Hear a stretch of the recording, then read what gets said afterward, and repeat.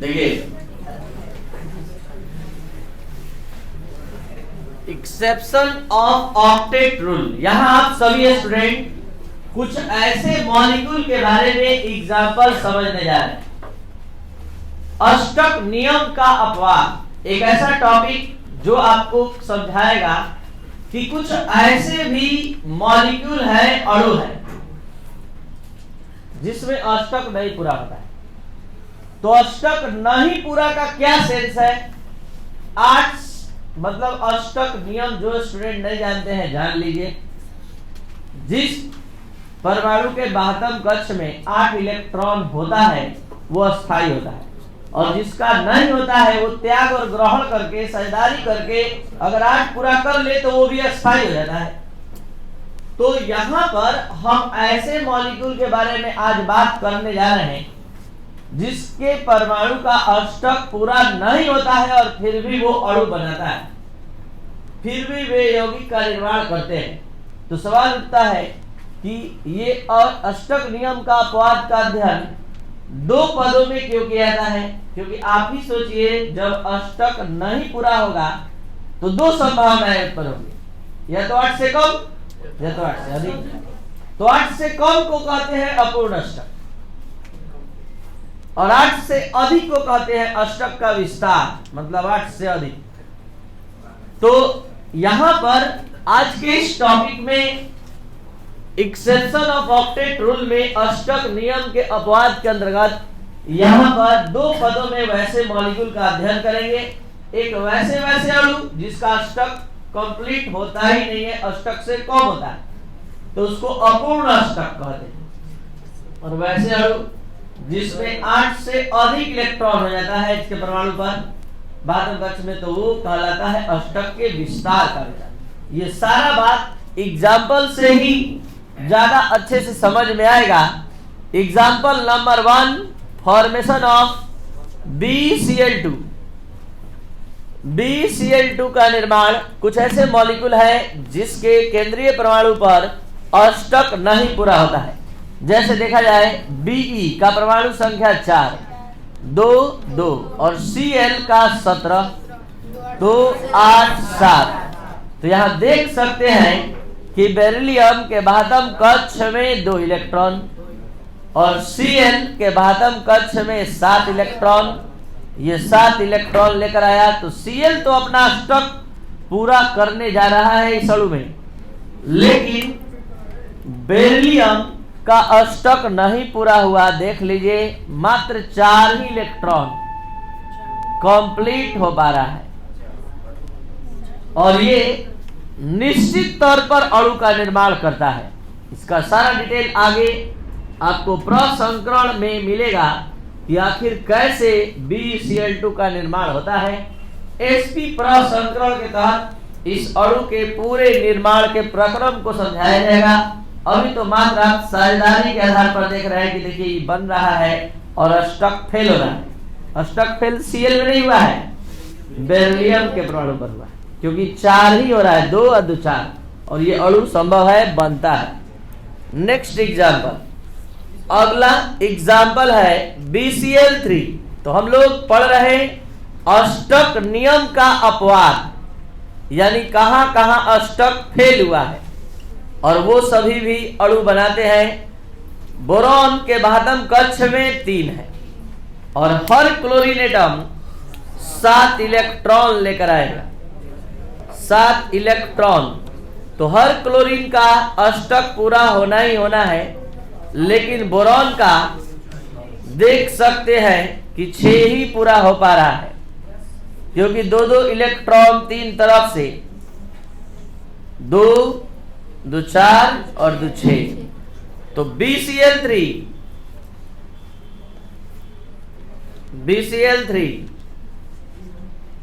ये जो अणु बना, इस BCl3 अणु में अभी आपका समझ इतना ही भर है, इतना ही तक रहिए, ठीक है।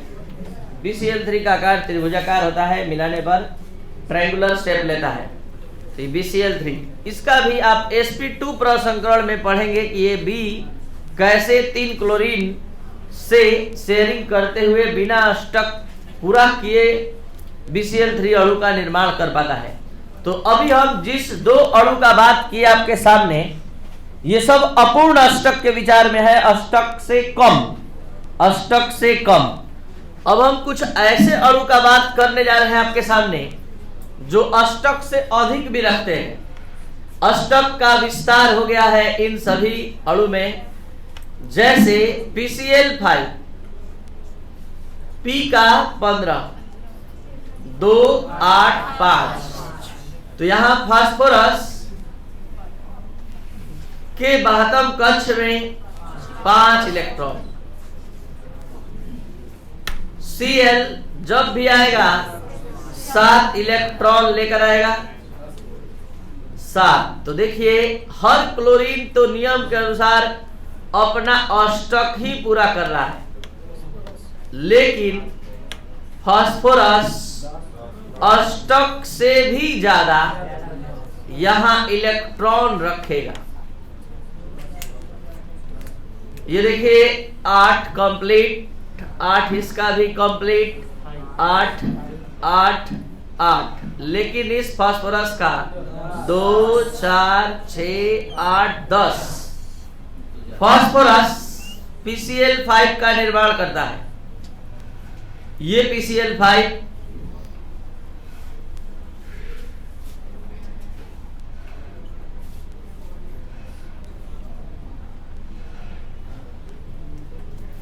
500 संयोजक बंधन का मतलब इसी तरह समझ में आ रहा है। 2 2 4 2 6 2 8 10 इलेक्ट्रॉन। इसी तरह से एक दूसरा एग्जाम्पल है अष्टक नियम के अपवाद का, SF6। ये सब का पूरा विस्तृत अध्ययन फिर से स्टार्ट होगा प्रसंस्करण में। ये अष्टक फेल होने के बाद भी ये सब अणु कैसे बना ले रहा है, इसका केंद्रीय परमाणु आखिर कैसे बिना अष्टक कंप्लीट किए कैसे अणु बनाने में सफल है, ये सारा डिटेल प्रसंस्करण में आ रहा है। प्रसंस्करण 6 प्रकार का होता है। प्रसंस्करण क्या है, सारा डिटेल आपको मिलेगा। sp sp2 sp3 sp3d इसमें होता है, sp3d2 sp3d3 6 तरह का। यहाँ पर आप देखेंगे सल्फर, सल्फर के का 16 2 8 6। तो यहाँ सल्फर के बाह्यतम कक्ष में 6 इलेक्ट्रॉन। फ्लोरीन अपना 7 इलेक्ट्रॉन लाएगा। फ्लोरीन 9 होता है, 2 7, सबके बाह्यतम कक्ष में 7 ही इलेक्ट्रॉन है। तो हर फ्लोरीन अपना अष्टक पूरा करने में सफल है। लेकिन सल्फर का देखा जाए कितना हो जा रहा है, अष्टक से कितना अधिक।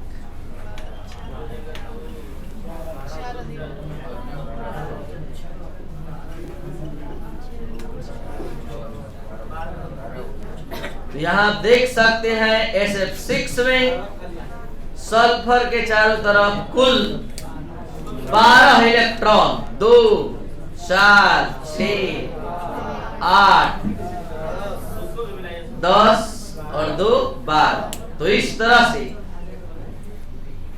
यहां देख सकते हैं सल्फर के चारों तरफ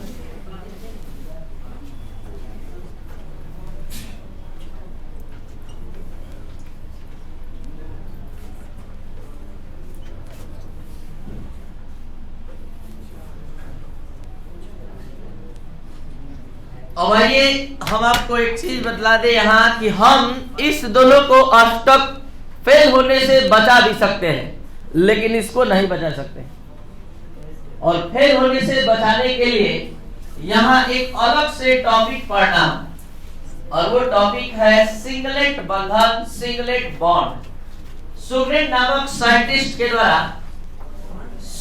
नामक साइंटिस्ट के द्वारा दिया गया ये सिंगलेट बॉन्ड सुगडेन, और ये है इसका चिन्ह। सिंगलेट बॉन्ड का चिन्ह हाफ एरो, ठीक है। इसका चिन्ह है फुल एरो और इसका चिन्ह है हाफ एरो।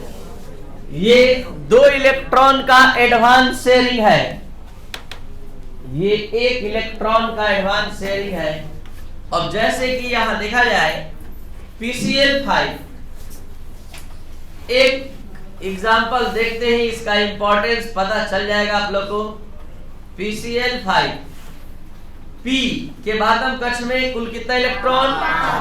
हम क्या बोले हैं कि इस बॉन्ड का उपयोग करके आप अष्टक नियम फेल होने से, अष्टक ज्यादा होने से बचा सकते हैं। जल्दी से बताइए कुल कितना इलेक्ट्रॉन है इसके पास?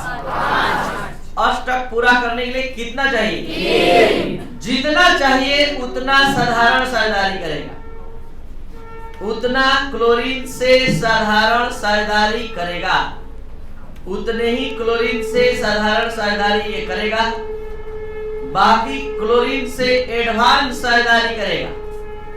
एडवांस शेयरिंग जैसे उधर करके आया है उपसंयोजक बंधन का निर्माण करके, वैसे ही यहां पर देखिए अब अष्टक फेल नहीं होने जा रहा है। ये देखिए 3 क्लोरीन अभी आया है, 2 आना बाकी है, वो भी आएगा। देखिए वो भी आएगा। ये आ गया पहला, अभी लिखे कहाँ है कि दिखाई देगा।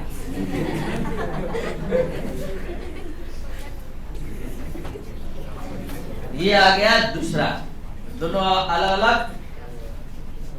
और अब यहां पर एडवांस शेयरिंग एक सिंगल इलेक्ट्रॉन का हाफ एरो।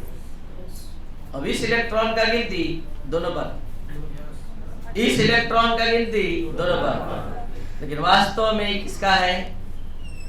फास्फोरस का। किसका है?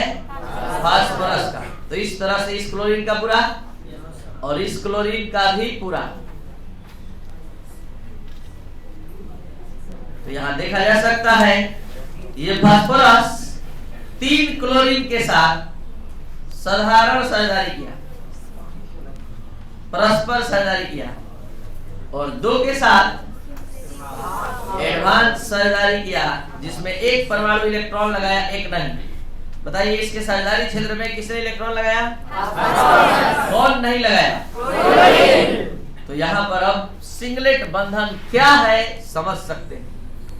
वैसा बंधन जिसका निर्माण 2 परमाणुओं के बीच एक इलेक्ट्रॉन की साझेदारी के बदौलत होता है, लेकिन साझेदारी क्षेत्र में इलेक्ट्रॉन किसी एक ही परमाणु द्वारा साझेदारी क्षेत्र में प्रदान किए जाते हैं, कहलाता है सिंगलेट बंधन।